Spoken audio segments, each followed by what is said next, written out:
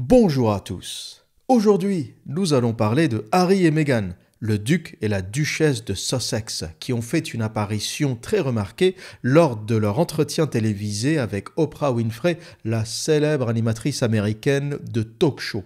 Cet entretien a suscité un tollé dans les médias britanniques et à travers le monde parce qu'il a consisté en une série de révélations au sujet de la famille royale britannique et notamment lorsque Meghan Markle a lâché une bombe en accusant la famille royale de racisme. Alors, Meghan Markle, victime de racisme ou savante manipulatrice? C'est à cette question que nous allons tenter de répondre aujourd'hui. Et restez jusqu'au bout car j'ai une petite anecdote très intéressante à vous raconter à la fin de ce podcast. Mais avant d'aller plus loin, voici quelques extraits de cet entretien. Des confidences exclusives et très attendues. Êtes-vous restée silencieuse ou vous a-t-on réduite au silence? Qui font l'effet d'une bombe. On risque de perdre beaucoup avec cette interview, mais nous avons déjà énormément perdu. Dans une longue interview de 2 heures diffusée hier aux États-Unis, le prince Harry et sa femme Meghan sont revenus sur leur relation tendue avec la famille royale. La duchesse dit avoir eu des idées suicidaires lorsqu'elle était enceinte de son premier enfant et personne à Buckingham Palace ne l'aurait soutenue. J'avais honte de le dire à l'époque, surtout à Harry, parce que je savais combien il avait déjà souffert par le passé. Mais je savais que si je ne disais rien, je le ferais. Je ne voulais tout simplement plus être en vie. Lorsque j'étais enceinte d'Archie, il y avait des discussions dans la famille sur le fait qu'il ne protégerait pas mon bébé et qu'il n'aurait pas de titre. Il y avait aussi des discussions et des inquiétudes quant à savoir à quel point sa peau serait foncée quand il naîtrait. Quoi? Même stupéfaction à Londres, où forcément la presse fait ses gros titres sur Harry et Meghan. Des révélations explosives pour le Daily Express. Un entretien sensationnel incroyable pour le Daily Mail. Dans les rues de la capitale britannique aussi, on ne parle que de ça. Je pense qu'ils n'auraient pas dû faire ça, ça ne me plaît pas. Je ne crois pas que cette interview leur fasse du bien, vraiment, c'est honteux. Moi, je trouve que c'est bien. Les gens découvrent une histoire différente sur ce qu'il se passe à l'intérieur de la famille royale. Les murs tombent, c'est une bonne chose.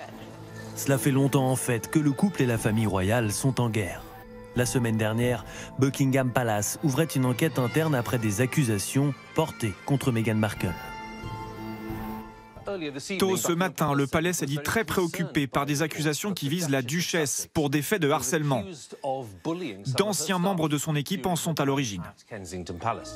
3 employés du palais disent avoir été harcelés par la duchesse lorsqu'elle vivait à Londres, de quoi jeter le trouble sur la personnalité de Meghan. Vous savez, en anglais, on dit « actions speak louder than words ». Les actions parlent beaucoup plus que les mots, parlent plus fort que les mots, ou les actions en disent beaucoup plus que les mots. Et en analysant le langage corporel de Harry pendant cet entretien, la première chose que j'ai remarquée, c'est son attitude de chien battu. Tout au long de cet entretien, on voit Harry les épaules rentrées, le corps tourné vers sa femme, presque un peu timide, quasi soumis. Et c'est assez surprenant de voir ça parce que Harry, c'est un grand gaillard, c'est un grand bonhomme. Et voir un grand gaillard avec les épaules rentrées, le corps tourné constamment vers sa femme, le sourire timide, l'attitude presque gênée, en dit long sur son rapport à sa femme, en dit long sur la relation qu'il entretient avec sa femme. Et on voit ça sur plusieurs photos, plusieurs vidéos dans cet entretien, parce que je vous vois venir, vous allez me dire, l'observateur, tu as choisi une photo où il était un peu tourné, où le corps était tourné vers sa femme, où il avait les épaules rentrées, un petit sourire timide, tu as choisi la photo qui t'arrange, quoi. Mais en réalité, vous pouvez regarder plusieurs photos de cet entretien, plusieurs vidéos, vous verrez que 3/4 du temps, il est toujours tourné vers sa femme, il a toujours la même posture, elle a également la même posture qui est celle d'avoir le buste droit jamais tourné vers son mari, ou très rarement tourné vers son mari. Et vous remarquerez aussi autre chose, c'est qu'elle lui prend systématiquement la main. Et elle lui prend systématiquement la main au sens premier, au premier degré, c'est-à-dire qu'elle a une emprise sur sa main. Sa main est sur celle de Harry. On ne voit jamais Harry prendre le dessus. On ne voit jamais Harry prendre la main de sa femme. C'est toujours lui qui a la main posée et elle qui attrape sa main et qui la serre. On a l'impression qu'elle n'a pas envie qu'il s'échappe, elle a peur qu'il parte. Et ça, c'est important. Vous savez, le langage corporel, c'est tout ce que les gens ne veulent pas dire, c'est tout ce que les gens ne savent pas dire, et c'est parfois tout ce que les gens ne réalisent pas eux-mêmes. Et avant d'analyser ce que Meghan a dit ou ce que Harry a pu dire, il est important d'analyser le langage corporel sans le son, sans les paroles, juste voir les corps bouger. Et lorsqu'on analyse ça, on voit un Harry en position de soumission, le corps tourné vers sa femme, les épaules rentrées, sa femme qui a toujours l'emprise sur lui, sa femme qui lui prend la main, qui lui tient la main, et lui, quelque part, qui subit tout ce qui arrive. Et c'est assez impressionnant dès qu'on enlève les mots, dès qu'on enlève l'audio et on voit l'attitude de chien battu de Harry, on comprend quasiment instantanément le rapport de force qui se passe dans ce couple. Dans cet entretien, Meghan Markle avoue avoir eu des idées suicidaires après la naissance de son premier enfant et elle dit que « je n'ai pas eu d'aide de la part de la famille royale ». Elle dit que personne ne l'a soutenue dans ce moment difficile. La duchesse dit avoir eu des idées suicidaires lorsqu'elle était enceinte de son premier enfant et personne à Buckingham Palace ne l'aurait soutenue. J'avais honte de le dire à l'époque, surtout à Harry, parce que je savais combien il avait déjà souffert par le passé. Mais je savais que si je ne disais rien, je le ferais. Je ne voulais tout simplement plus être en vie. Et quelque part, Meghan Markle reproche à la famille royale son baby blues. Si elle n'est pas au courant, il y a plein de mères qui ont ça. C'est pas à cause de la famille royale. Il y a plein de mères qui, après leur accouchement, ont une sensation de dégoût, de rejet, savent pas ce qui leur arrive. L'accouchement est une expérience assez traumatisante pour une femme, surtout le premier accouchement. Et le baby blues, c'est un phénomène normal. Et j'ai envie de dire, Meghan Markle, pourquoi accuser la famille royale de ton baby blues ? 3/4 des femmes de la Terre ont eu un baby blues ou une dépression post-natale ou post-accouchement à un moment de leur vie. C'est pas à cause de la famille royale. Va consulter un psychologue, un psychanalyste, un psychiatre, peu importe. Tu vis en Angleterre, tu es millionnaire, tu vis dans un pays développé. C'est pas la reine d'Angleterre, 99 ans, de venir te tenir la main et te dire comment ça va, qu'est-ce qui se passe. Elle a autre chose à foutre. Déjà, elle a plus l'âge, elle a autre chose à foutre. Et il y a plein de gonzesses qui accouchent et qui gèrent leurs problèmes sans l'intervention de la famille royale. Donc, sa première intervention, déjà, m'a interloqué, sa première remarque m'a interloqué en me disant « Mais qu'est-ce que tu reproches concrètement à la famille royale ? Ils t'ont pas soutenu pendant ta première dépression. C'est pas leur boulot. C'est pas leur boulot. Peut-être qu'à la limite, ton mari pourrait te soutenir. C'est le boulot de Harry. Pourquoi pas ? Il peut soutenir sa femme.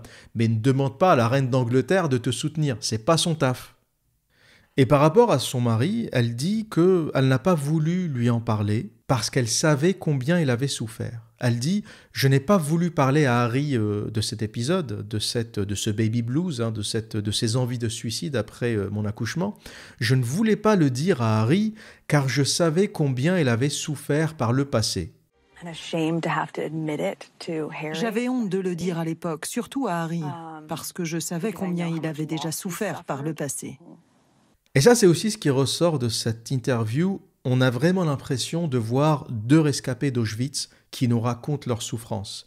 Et c'est un peu ça qui a agacé la presse britannique et c'est un peu ça qui a agacé tous les Britanniques, c'est que ces deux millionnaires sont tombés dans l'indécence. Parce que l'Angleterre, c'est pas un pays qui a un problème avec les riches. Être riche en Angleterre, c'est pas du tout un problème. Quand t'es riche, les gens t'aiment, t'admirent, ils souhaitent que t'en aies encore plus et ils souhaitent qu'ils puissent bénéficier aussi de ta richesse. Quand t'as de l'argent en Angleterre, tout le monde te dit c'est bien, continue, mazel tov, et j'espère qu'on bénéficiera un peu de ta richesse. C'est une autre attitude, on n'est pas en France, c'est une autre attitude par rapport à l'argent.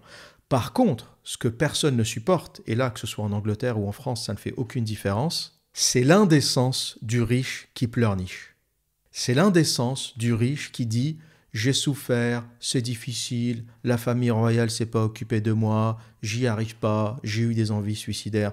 Et ça passe chez personne parce qu'on est vraiment dans un niveau d'indécence insoutenable, à un moment où beaucoup de gens sont inquiets, les gens ne savent pas s'ils vont retrouver leur boulot une fois que l'économie aura repris, une fois que les aides de l'État auront cessé. Il y a beaucoup d'inquiétudes sur le niveau de chômage, sur l'économie en général. Et les gens ont plutôt des problèmes et des questionnements de fin de mois en ce moment. Et tu as 2 millionnaires face à Oprah Winfrey qui t'expliquent à quel point la vie est difficile. Et c'est ça qui a beaucoup énervé la presse britannique, c'est ça qui a beaucoup agacé les Britanniques. C'est l'indécence d'un couple de privilégiés qui pleurniche. Être privilégié, c'est pas un problème en Angleterre, encore une fois. Être riche, être millionnaire, c'est pas un problème, c'est même une qualité. Et dans tout le monde anglo-saxon, personne ne vous regardera de travers parce que vous êtes riche. Chez les protestants, la richesse est un don de Dieu. Et c'est ça qu'il faut comprendre, hein. Si vous vous demandez pourquoi les Américains aiment le fric, pourquoi les Anglais aiment le fric, c'est le logiciel protestant, c'est l'idéologie protestante, c'est la religion protestante. Lorsque tu es riche, ça veut dire que Dieu t'aime, que Dieu t'a gâté, que Dieu t'a donné sa bénédiction pour acquérir toutes ces richesses terrestres. Donc il n'y a pas du tout de complexe par rapport à ça. Par contre, t'écoutes les deux parler, t'as l'impression que t'es dans le clip de Tonton David, pour ceux qui connaissent. On est issu d'un peuple qui a beaucoup souffert, on est issu d'un peuple qui ne veut plus souffrir, pendant 1 heure. Et ce qui est intéressant lorsqu'elle dit ça, c'est qu'elle entraîne son mari dans la victimisation. Parce que lorsqu'elle dit « je n'ai pas voulu raconter mon histoire à Harry, je n'ai pas voulu raconter mes envies suicidaires à Harry, parce que Harry a beaucoup souffert par le passé. » Mais d'où il a souffert, Harry ? À part, la perte de sa mère, d'accord, mais à part ça, d'où il a souffert de quoi, Harry ? Harry, c'était l'enfant terrible de la famille royale. C'est le mec qui faisait des soirées avec la croix gammée, le costard en croix gammée sur l'épaule. Le mec qui faisait des soirées avec la tenue du Troisième Reich. Harry, il a eu une scolarité normale, il a eu une adolescence normale. Bon, il a perdu sa mère, d'accord, mais en faire une victime, c'est encore une fois déplacé.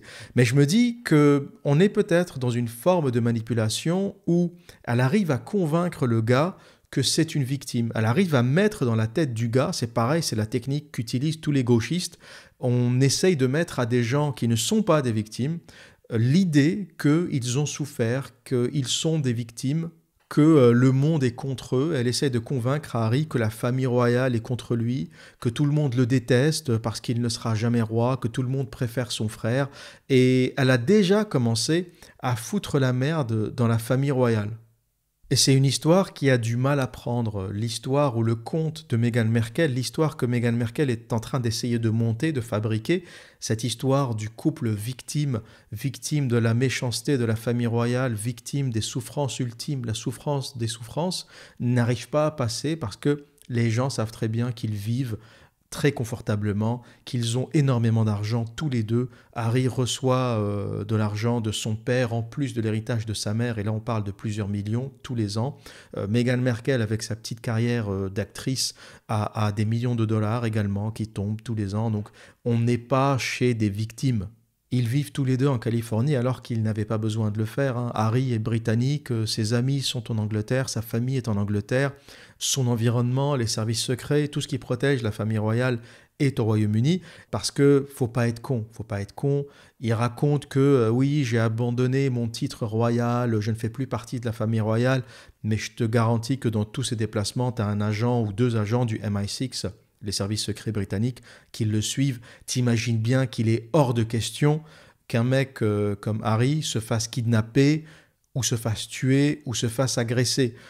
Il a beau dire « je ne fais plus partie de la famille royale, j'ai rendu mon titre, je m'en fous, etc. » Faut arrêter de déconner 2 secondes. Il y a des services secrets qui le protègent, il y a de la police qui le protège, titre ou pas. Donc ce mec, quand il va faire son petit fantasme avec sa gonzesse de 39 ans en Californie, faut se dire qu'il coûte de l'argent aux contribuables britanniques. Ça, les gens le savent.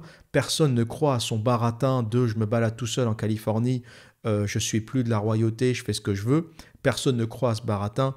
On sait très bien qu'il coûte une blinde aux contribuables britanniques, qui est obligé maintenant d'aller le protéger, lui et sa femme, en Californie. Et elle l'a certainement envoyé en Californie, c'est mon avis, pour l'isoler un peu plus de son environnement. Parce que lorsque tu es en contact de ton environnement et que tu es avec une femme manipulatrice, tu as des amis autour de toi, tu as de la famille qui vont te dire qu'est-ce qui se passe, tu es en train de changer, ça va pas, et peut-être qu'ils vont te foutre quelques claques qui vont te réveiller. Hein, si tu as de vrais amis qui osent te dire la vérité, hein, c'est ça des vrais amis, c'est pas des gens qui te confortent dans ta connerie, mais c'est des gens qui te disent quand il y a un truc qui va pas. Et lorsque tu as de la famille aussi, ils peuvent te réveiller à un moment. Ils peuvent te dire, tu es en train de faire n'importe quoi. Mais lorsqu'elle l'isole en Californie, il ne peut plus réaliser ce qui se passe. Il a personne autour de lui. Il n'y a que les amis de Meghan, j'imagine, hein, les acteurs Hollywood, Netflix, les gens qu'elle a pu rencontrer dans le cinéma, qui sont tous un peu dans le même monde.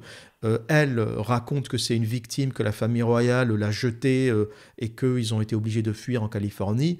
Les amis de Meghan doivent raconter la même tambouille, si elle en a, hein, parce qu'apparemment elle est insupportable, elle n'a pas tant d'amis que ça. Et le mec, il est complètement isolé. Donc l'avoir envoyé aussi loin, à 10 000 km de Londres, à l'autre bout du monde, c'est pas innocent. Et ensuite, à un moment de l'entretien, elle nous lâche une bombe. Lorsque j'étais enceinte d'Archie, il y avait des discussions dans la famille sur le fait qu'il ne protégerait pas mon bébé et qu'il n'aurait pas de titre. Il y avait aussi des discussions et des inquiétudes quant à savoir à quel point sa peau serait foncée quand il naîtrait. Quoi? Elle accuse la famille royale de racisme et elle dit « J'ai eu des questionnements de la famille royale concernant la couleur de peau du petit Archie. » Archie, c'est son fils. Et là, tu as le visage d'Oprah Winfrey qui se fige et elle fait « What? Quoi ?» Genre Oprah Winfrey consternée, c'est pas possible. Et il faut noter aussi que Oprah Winfrey n'a pas fait son boulot de journaliste dans cet entretien. Elle est allée systématiquement dans le courant victimaire de Meghan Merkel. Parce que quand quelqu'un te dit « la famille royale m'a demandé ou avait des inquiétudes ou des questionnements sur la couleur de peau de mon fils, etc. » Quand tu es journaliste, tu dis « est-ce que tu peux développer ?» Tu dis pas juste « What? Quoi? Vraiment ?» Quoi? C'est pas ça un journaliste. Tu dis « mais c'est quoi le contexte? Comment ça s'est passé? Qui t'a raconté ça? Qui t'a demandé ça ?» T'essayes d'en savoir un peu plus. Tu crois pas comme ça quelqu'un sur parole. C'est une accusation assez grave, c'est une accusation assez lourde, et tu crois pas comme ça quelqu'un sur parole. Alors que là, Oprah Winfrey, t'as l'impression qu'elle attendait ça. Tu vois, elle est aussi dans le discours victimaire. Hein. Oprah Winfrey, c'est les Black Lives Matter, c'est toute la tambouille du gauchisme américain qui a préparé l'élection de Biden. Hein. Là, on est on nage en plein dedans. Et pour la petite histoire, c'est apparemment la princesse Anne, la tante de Harry, qui aurait fait cette remarque. Et là, j'ai envie de dire, ces accusations de racisme, si on les prend de façon objective, hein, en oubliant un peu l'émotion, il y a du racisme, il y a du machin, tu as un membre de ta famille qui pose des questions sur la couleur de peau de ton gamin. Admettons que cette chose soit arrivée. Donc elle est métisse, Harry est blanc, donc elle a un père blanc et une mère d'origine africaine. Et Harry est blanc, il est roux, pour être précis, c'est un rouquin. Et un membre de ta famille s'interroge sur l'apparence de ton futur gamin. Est-ce que c'est nécessairement quelque chose de négatif? Est-ce que c'est nécessairement du racisme? J'essaye de me mettre à la place de ces gens-là. Je m'imagine comme ça dans une famille où quelqu'un a épousé une métisse, voilà, c'est une famille de blancs, et une métisse arrive dans la famille. J'imagine mon frère, par exemple, me dire, voilà, j'ai rencontré une gonzesse, elle est métisse, on est amoureux, on va se marier. Eh bien, je pense que j'aurais posé la même question. Je pense qu'à un moment, et je l'aurais dit sans arrière-pensée, sans méchanceté, Vraiment, je l'aurais dit avec une vraie curiosité. Est-ce que vous vous êtes posé la question des gamins, à qui ils vont ressembler? Ça donne quoi, un métis avec un blanc? Ça donne quoi? Est-ce que le gamin est blanc? Est-ce qu'il est métis mais un peu plus clair? Est-ce que ça donne quoi? Est-ce que ça peut pas être simplement une question de curiosité génétique? Et là, vous pourrez être d'accord avec moi ou pas, vous pourrez avoir votre avis sur la question. Mais on est quand même dans une famille qui est blanche depuis 1000 ans. La couronne d'Angleterre est blanche depuis 1000 ans. T'as une nouvelle génétique qui arrive dans la famille, en l'occurrence Meghan Merkel qui est métisse. Est-ce que tu ne penses pas qu'il est légitime de poser une question comme ça? Est-ce que tu t'es posé la question de la couleur de ton fils? Est-ce que tu penses qu'il va, ou de la couleur de peau de ton fils, est-ce que tu penses qu'il va ressembler à Harry? Est-ce que tu penses qu'il va te ressembler? Est-ce qu'on ne pourrait pas arrêter 2 secondes les spéculations de racisme à toutes les sauces et se dire que ça peut simplement être une discussion entre membres d'une même famille sur l'apparence des futurs enfants? Est-ce qu'ils auront les yeux bleus? Est-ce qu'ils auront les yeux foncés, marron, noirs? Est-ce qu'il est possible que le gamin soit roux, soit rouquin comme son père? Est-ce que la génétique, c'est magique, les mélanges génétiques, c'est incroyable ce que ça peut donner. Tu as des couples de métis qui ont des gamins blonds aux yeux clairs parce que les gènes récessifs de leurs ancêtres blancs sont ressortis sur l'un des gamins. C'est incroyable la génétique, il y a des choses qui se passent.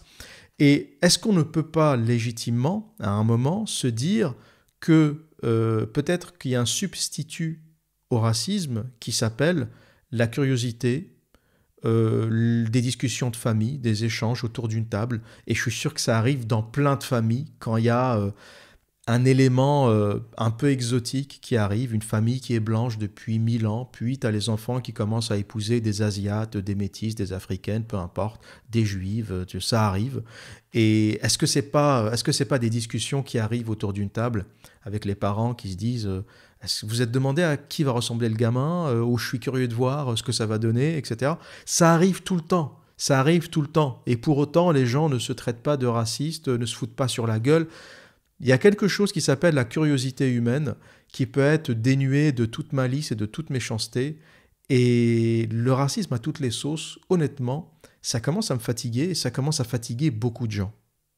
Et ça a fatigué beaucoup de Britanniques parce que la Grande-Bretagne, ce n'est pas un pays raciste. Je n'ai jamais vu un pays aussi ouvert que la Grande-Bretagne par rapport aux différentes ethnies, aux différentes cultures. La Grande-Bretagne, c'est le seul pays où j'ai vu des flics avec un turban. Il y a les Sikhs qui portent des turbans tout en faisant leur boulot de flic. Il y a des femmes voilées, flics, au Royaume-Uni. Il n'y a pas la notion de laïcité telle qu'on l'a en France. Au Royaume-Uni, tout le monde est libre de pratiquer sa foi et on n'est pas obligé de la cacher. Tu as le droit de porter une croix, tu as le droit de porter un voile, tu as le droit de porter un turban, tu as le droit de porter ce que tu veux. Tu as même le droit d'avoir la barbe lorsque tu es flic. Et j'ai vu des flics avec la barbe, le turban. J'ai vu des flics avec des étoiles de David. J'ai vu des flics avec des croix. En Angleterre, tu peux faire ce que tu veux tant que tu le fais dans le cadre de la loi. Donc c'est le pays le plus ouvert, le plus tolérant que je n'ai jamais vu. Beaucoup plus tolérant que la France, et je pèse mes mots, parce qu'il n'y a pas cette idée où on ne doit pas exprimer sa foi, faut cacher ta croix quand tu es enseignant, faut cacher ton étoile de David, faut cacher ton voile, faut cacher ton machin. Et c'est un choix français. La République est au-dessus des religions et on est d'abord français avant d'être musulman, chrétien, juif, africain, maghrébin, tout ce qu'on veut. Et c'est un choix qui est légitime et qui se défend, mais c'est pas le choix de l'Angleterre. Et lorsque tu vois ce niveau de liberté d'expression au niveau des religions, au niveau des cultures, et t'entends une gonzesse comme Meghan Merkel parler de racisme, tu décroches. Tu décroches. C'est ça qu'il faut comprendre. Et c'est ça que les Britanniques n'ont pas aimé parce que ce n'est pas un peuple raciste, c'est l'un des peuples les plus ouverts qui existent sur Terre. Et là, je parle de l'Angleterre d'aujourd'hui, je ne parle pas de leurs 1000 ans d'histoire, et tous les peuples ont leur lot de massacres, de colonisation, et le passé, c'est le passé, mais je parle de l'Angleterre d'aujourd'hui, c'est l'un des peuples les plus ouverts et les plus tolérants que je n'ai jamais rencontrés. Dans le milieu du travail, dans le milieu de l'investissement, dans le milieu du business, j'ai vu des gens arriver en réunion avec des turbans, des barbes. La première fois que j'ai vu ça, j'étais sur le cul. C'était un ingénieur en hydraulique qui était sikh. C'est une minorité religieuse en Inde. Le mec, il arrive en réunion. Moi, je travaillais en Angleterre depuis quelque temps, donc je n'avais pas l'habitude de tout ce folklore. Le mec, il débarque, il a un turban et une barbe. Une barbe énorme, un turban, et personne ne bronche autour de la table. Tu vois, moi, logiciel de français, j'avais presque envie de ricaner un peu. Tu vois, t'es pas habitué à tout ça.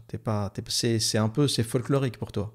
Et je regardais les gens autour de moi, autour de la table, les ingénieurs, que des blancs, que des britanniques. T'as aucun qui a bronché. T'en as aucun qui a regardé de travers ou qui a rigolé. Et là, j'ai compris qu'on était dans un autre monde. J'ai compris en fait qu'ici, les gens font ce qu'ils veulent, ils s'habillent comme ils veulent. Du moment qu'il fait son taf, il est ingénieur en hydraulique, du moment qu'il a ramené les plans qu'on lui a demandé, tout le monde s'en branle du reste.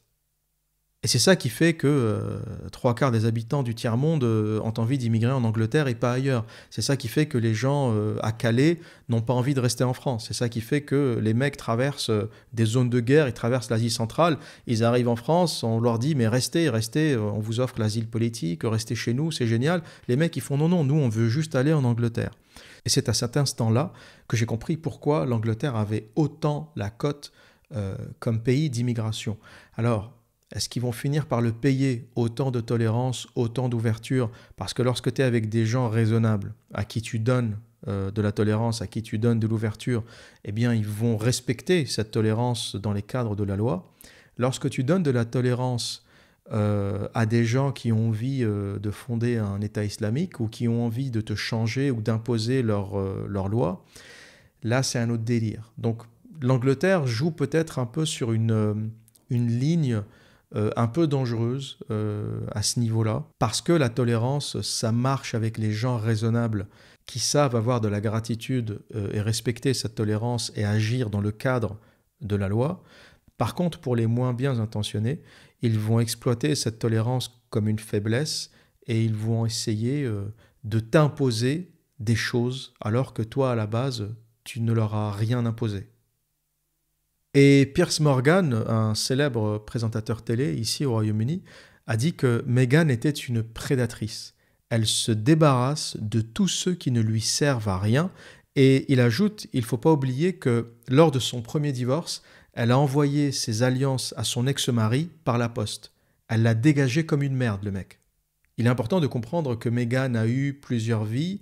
Elle a déjà été mariée, elle a divorcé. Et ce qui a choqué beaucoup de gens, c'est qu'elle a juste mis ses alliances ou son alliance dans une enveloppe et elle a envoyé ça par la poste à son ex-mari. C'était sa façon de lui dire « c'est bon, c'est fini, dégage ». Et c'est là aussi que beaucoup de gens n'arrivent pas à adhérer à sa victimisation.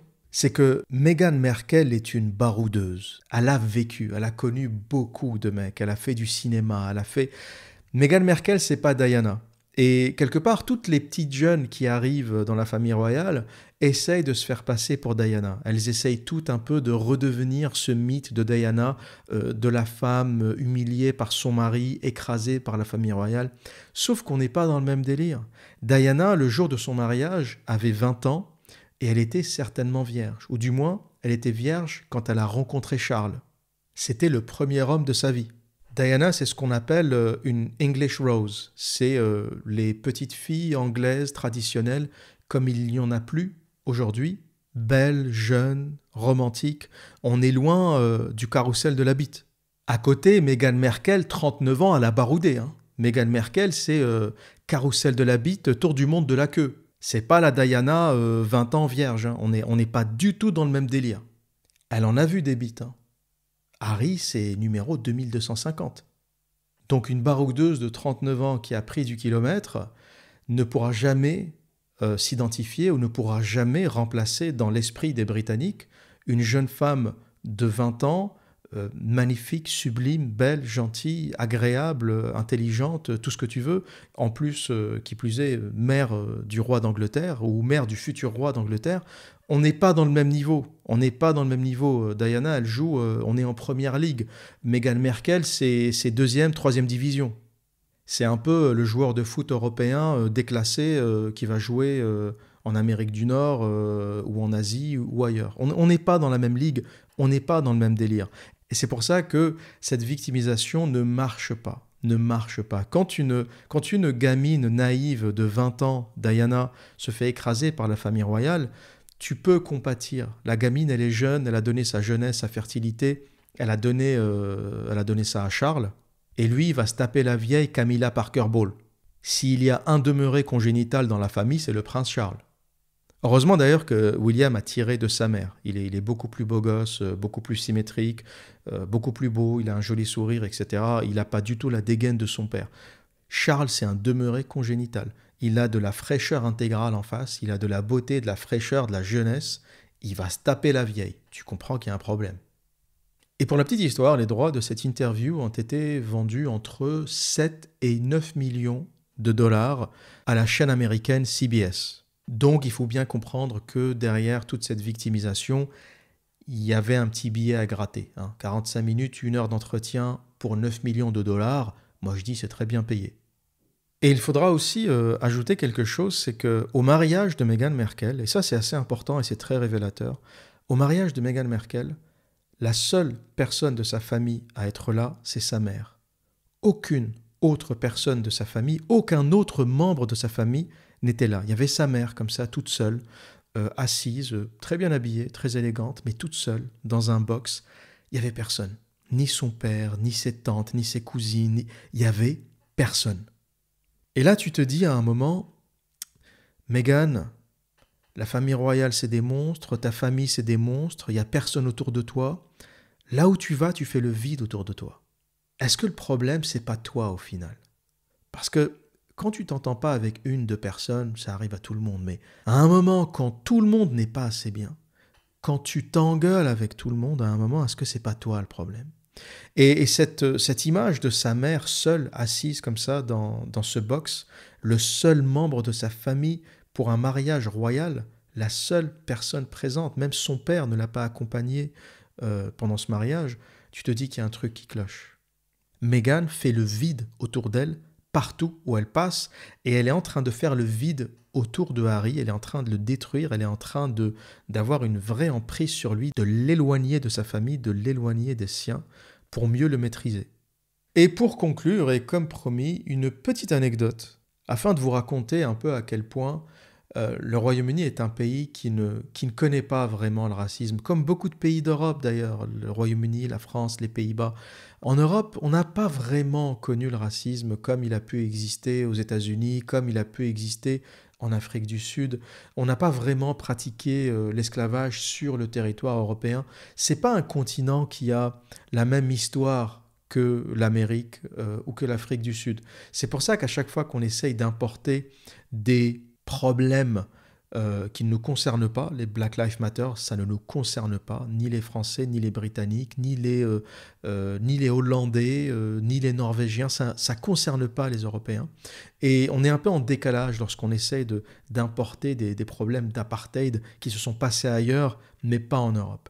Et pour illustrer cette réalité, je vais vous raconter une histoire, l'histoire d'un de mes meilleurs amis qui est originaire des Seychelles, et qui a émigré au Royaume-Uni quand il avait 6 ans.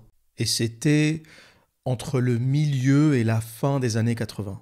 Il a grandi à Hounslow, à l'ouest de Londres, pas loin, pour ceux qui connaissent un peu, c'est pas loin de l'aéroport Heathrow, l'un des plus grands aéroports, pas uniquement en Angleterre, mais au monde.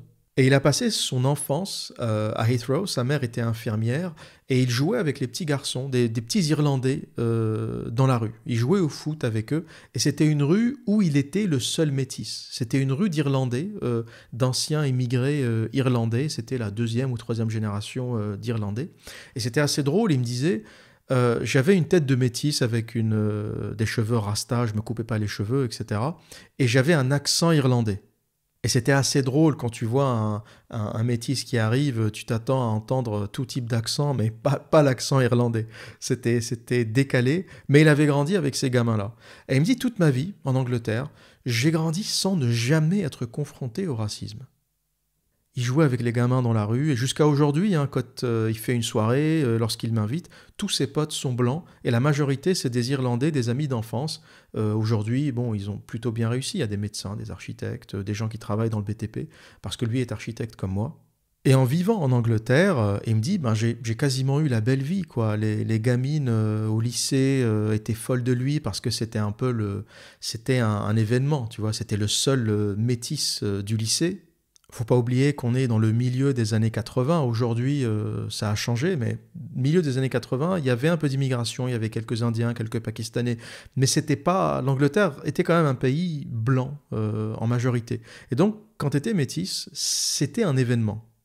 Mais c'était un événement positif, parce qu'il devenait un peu la curiosité du lycée. Toutes les gonzesses voulaient sortir avec lui, elles voulaient toutes lui parler, elles lui touchaient les cheveux, etc. Donc il me dit, j'ai eu la belle vie.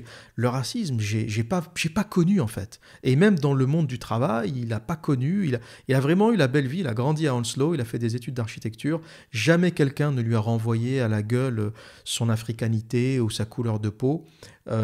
Et très tôt, l'Angleterre a toujours été un pays très ouvert par rapport à ça. Et il me raconte que sa première expérience avec le racisme, la première fois de sa vie, lorsqu'il a rencontré le racisme, parce que jusque-là, il ne savait pas ce que c'était. Il l'a jamais vraiment rencontré. Il entendait parler comme ça du racisme, de l'histoire, des choses qui se sont passées bien avant. Mais dans sa vie, il n'a jamais été confronté à quelqu'un qui le regarde de travers ou qui lui parle mal en raison de sa couleur de peau. Et il me dit, la première fois où je suis allé aux États-Unis, il était allé avec une bande de potes, il devait être proche de la trentaine, je dirais 28, 29 ans, et ils avaient fait un road trip aux États-Unis. Et donc, ils commencent par New York, mais les grandes villes, c'est tellement cosmopolite, New York, Chicago, t'auras pas de problème, les gens ne te regardent pas, ils s'en foutent. Mais au fur et à mesure de ses voyages, il a traversé tous les États-Unis, de New York à San Francisco, en voiture. Ils se sont arrêtés à plusieurs endroits. Et forcément, tu arrives dans tes petites villes, des petits patelins qui n'ont pas vu un mec noir de leur vie, parfois. Tu as des gens c'est des petites communautés de blancs, ils ont évolué comme ça entre eux, et ils n'ont jamais vraiment vu un noir ou un africain. Pour eux, c'est plus qu'un événement. Et le seul rapport qu'ils ont à ça, c'est l'histoire. C'est l'histoire de l'esclavage, c'est la guerre de sécession, etc. Et il me dit, on se pose dans un café, il voyage avec ses potes irlandais, et c'est le seul black de la bande. Je ne sais pas exactement où il a fait son stop, mais imaginez un patelin perdu quelque part en plein milieu des États-Unis. Il s'arrête pour prendre un café et manger un peu avant de continuer la route. Et il me dit, je commande, et il n'y a rien qui arrive. Et quand il demande encore, il lève la main, il demande qu'est-ce qui se passe, il est où mon truc, il voit tous les gens être servis. La serveuse, elle est là, elle traîne des pieds pour lui ramener son café. Pareil pour l'addition. Puis il voit qu'il y a un truc bizarre qui se passe. Puis tous les gens autour commencent à le regarder. Tout le monde le regarde. Il voit des petits regards comme ça sur le côté qui essayent de le mater. Et on pourrait se dire, qu'est-ce que c'est ? Est-ce que c'est de la curiosité ? Est-ce que c'est du racisme ? Je ne sais pas si on le saura un jour. Il n'y a pas eu de violence. Il n'y a pas eu... C'est du non-dit tout ça en fait. C'est pas de la violence directe. C'est des petits non-dits. Voilà, on va mettre plus de temps à te ramener ton assiette. On va pas te répondre quand tu demandes un top-up de café. Vous savez, aux États-Unis, on vous sert du café gratuitement autant de fois que vous voulez. Dès que votre verre est vide, la serveur qui fait bien son taf, elle passe et elle vous resserre du café pour le même prix. Ça, c'est un truc que j'adore aux États-Unis quand j'y vais, c'est génial. Moi qui adore le café, les mecs, ils cherchent pas à comprendre. La serveuse passe comme ça dans les couloirs, ou plutôt dans les rangs entre les tables, et dès qu'elle voit un verre vide, elle remet un coup de café. Sauf qu'avec lui, elle le faisait pas. Donc il devait redemander, il devait lever la main pour qu'elle lui ramène du café. Et il me dit, c'est la première fois de ma vie. C'est la première fois de ma vie. Et à presque 30 ans, il a compris ce que voulait dire le racisme. Il a compris en fait ce que ça voulait dire d'être traité différemment ou d'être considéré différemment en raison de ta couleur de peau. Et ça vous révèle à quel point l'Angleterre n'est pas un pays raciste. Le gamin a grandi en Angleterre sans aucun problème. La belle vie, les sorties, les copines, les machins. Il n'a jamais eu d'emmerde. Le mec arrive aux États-Unis, pour la première fois de sa vie, il voit des gens le regarder de travers. Et c'est pour ça que je pense qu'il faut arrêter avec ces histoires de racisme en Europe, sur le vieux continent, en France, en Angleterre, aux Pays-Bas. Il faut arrêter. On n'a pas la même histoire. On n'a pas d'apartheid sur notre territoire. Les jazzman américains venaient chanter en France parce que justement ils pouvaient le faire. Et il y a même de célèbres chanteurs, jazzman, musiciens, écrivains, poètes afro-américains qui ont dit « J'ai découvert ce qu'était le racisme quand je suis arrivé en France. » Et pas parce qu'il y avait du racisme en France, mais au contraire, parce qu'en France, on les traitait comme tout le monde. En 1920, alors que dans leur pays, aux États-Unis, ils n'avaient pas le droit de prendre le bus avec les Blancs, ils n'avaient pas le droit d'aller à l'université, ils n'avaient pas le droit d'aller dans certaines écoles, etc. Ils arrivaient en France, c'était les années folles à Paris, il y avait des concerts de jazz dans tous les coins, le mec s'assoit à une table, il est noir américain, et t'as un serveur blanc, un Français, qui vient, qui le sert, qui le traite comme tout le monde. Et les mecs ont réalisé pour la première fois que ce qu'ils vivaient aux États-Unis n'était pas normal. Parce qu'ils avaient fini par s'y habituer au final. Quand tu sais qu'il y a des bus pour les blancs, des bus pour les noirs, des restos pour les blancs, des restos pour les noirs. En fait, tu t'habitues. Ils vivent dans ça et ils se disent, c'est ça la réalité. Il y a un monde pour les blancs et un monde pour les noirs. Et les mecs, ils arrivent en Europe et réalisent en fait qu'ils sont traités comme tout le monde. Comme tout le monde. Ils prennent le bus comme tout le monde, on les sert à table comme tout le monde. Et c'est pour montrer à quel point que la France n'a pas d'histoire de racisme. La France n'est pas un pays raciste, contrairement à tout ce que racontent les tocards de Traoré et toutes les familles de dégénérés qui essayent de créer un soulèvement et de contribuer un peu à cette guerre horizontale. J'aimerais que les Traoré aillent se balader en Afrique du Sud ou aillent se balader dans certains villages ou dans certains patelins aux États-Unis. Lorsqu'ils vont voir quelqu'un sortir avec un fusil à pompe pour leur demander de sortir de leur terre, ils vont comprendre qu'en France, il n'y a pas de racisme. Le vrai racisme, ou dans un vrai pays de racistes, si tu as la malchance de rentrer par erreur sur les terres de quelqu'un ou sur les terres qui ne t'appartiennent pas, tu te prends une balle dans la tête. Et dans ces pays-là, c'est légitime. Et ce qu'on fait aujourd'hui est assez dangereux parce que tous ces mouvements de Black Lives Matter ou la famille Traoré machin, là, j'ai pas trop suivi l'actualité, mais ces bandes de branquignoles qui essayent de nous expliquer qu'ils vivent la misère en France, qu'on a des policiers qui tuent des Noirs comme aux États-Unis. Enfin, c'est un délire complètement complet. On n'a pas la même histoire. Et à force de faire ça, ça va commencer à agacer des gens, parce que c'est ça le danger. C'est que à un moment, lorsque tu as une population comme les Britanniques, les Français, les Hollandais, les Finlandais, les Norvégiens, qui n'ont pas d'histoire de racisme, mais que tu commences à les matraquer comme ça, constamment, avec les Black Lives Matter, avec le racisme, avec des histoires complètement farfelues, ces gens-là vont commencer à s'énerver. Et même les gens tolérants qui n'avaient pas de problème avec les communautés ou les gens différents vont commencer à en avoir. C'est-à-dire que, personnellement, je ne me suis jamais intéressé au racisme. Je ne me suis jamais intéressé au racisme comme étant un problème européen. Je me suis intéressé au racisme en lisant l'histoire des États-Unis. Je me suis intéressé au racisme en parlant à des Africains du Sud qui avaient immigré au Royaume-Uni parce que ça devient de plus en plus compliqué là-bas et qui me racontent un peu ce qui se passe, les tensions entre les Zoulous et les Blancs, entre les Afrikaners et les Africains. Les Afrikaners, c'est les Blancs.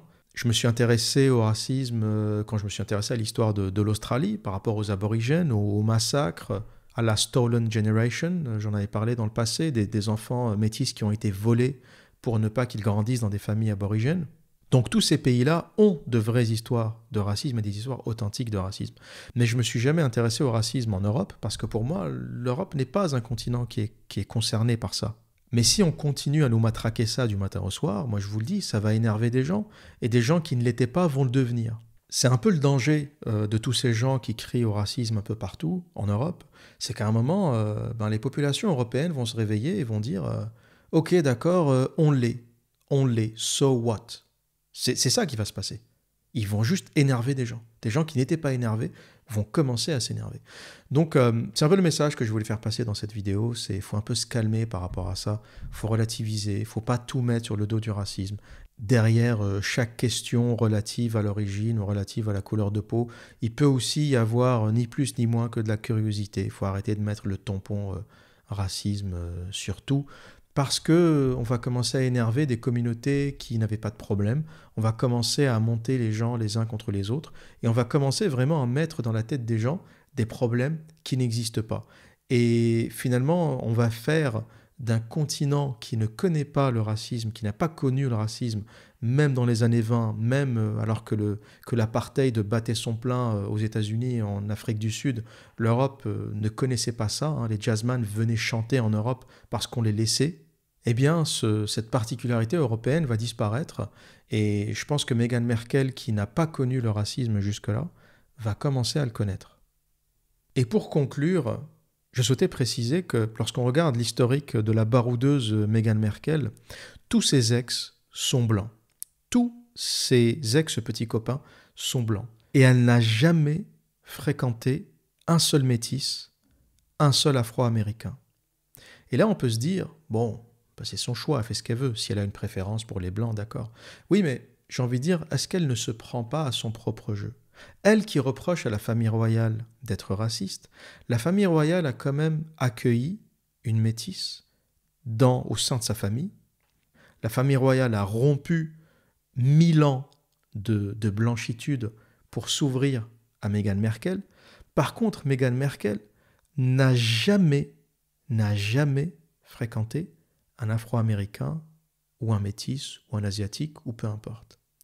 Et là, j'ai envie de dire, Meghan Merkel renvoie peut-être son propre racisme aux autres. Vous savez, parfois on fonctionne par effet de miroir et on renvoie aux autres ses propres défauts, ses propres inquiétudes, ses propres peurs, et parfois on voit dans l'autre ce qui est en nous réellement.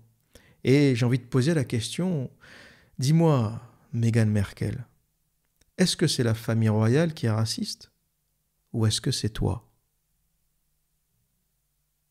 Voilà pour aujourd'hui. Si vous aimez ce que je fais, si vous souhaitez soutenir mon travail, vous pouvez le faire en vous inscrivant à mon Patreon. Le lien est dans la description de cette vidéo. Pour votre contribution, vous aurez accès à près d'une centaine de podcasts exclusifs que je n'ai publiés nulle part ailleurs. Et que dire d'autre? Eh bien, comme à mon habitude, prenez soin de vous et à très bientôt.